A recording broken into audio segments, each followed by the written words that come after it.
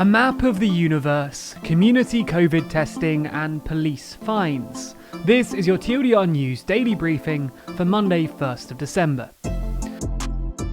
This is the 101st episode of the Daily Briefing, which means I can finally stop promoting our 100th episode livestream that happened last night. Thanks to everyone who watched, and if you are new here, be sure to subscribe, because when we hit 20,000 YouTube subs, we have another fun livestream planned that may or may not involve us running our own government. Anyway, thanks for your support.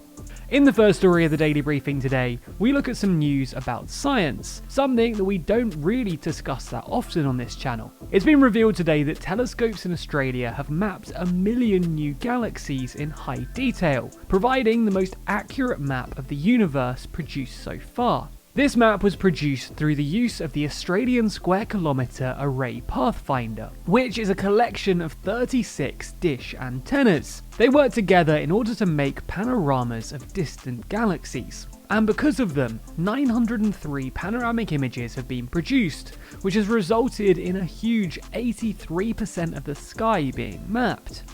In addition to this, the scientists have made the images publicly available, in the hope that other astronomers will make new discoveries about our universe. In the second story today, we move back onto a more standard topic for the daily briefing, the coronavirus pandemic.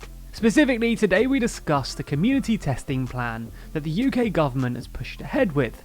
In areas that have been put into Tier 3, where the virus is most prevalent, local leaders will be given the option to take part in 6 weeks of community testing. The aim is to discover who could be passing the virus on asymptomatically and instruct them to self-isolate. This, in turn, would reduce the ability of the virus to spread.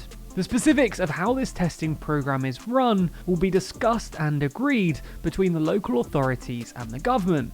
One way the program could be run is by simply testing all residents over 11 years old. Another could be just to test people in specific areas with high case numbers.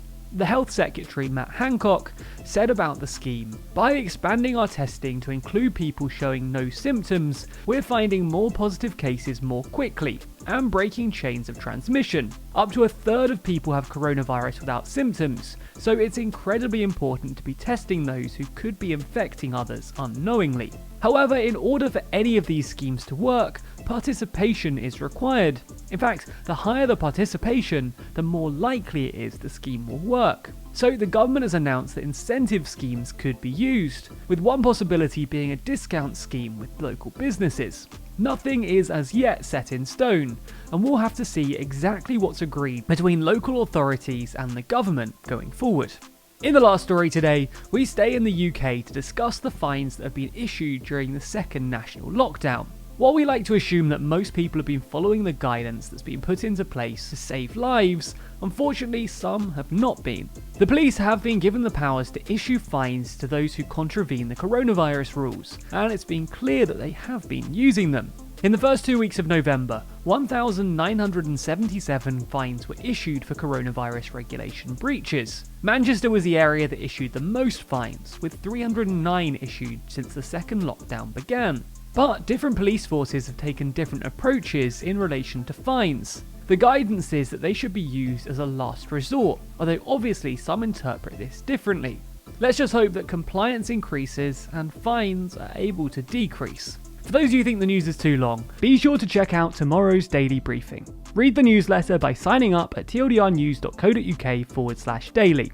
Listen to the briefing by searching for TLDR News in your podcast app, or watch the briefing over at youtube.com/TLDR Daily.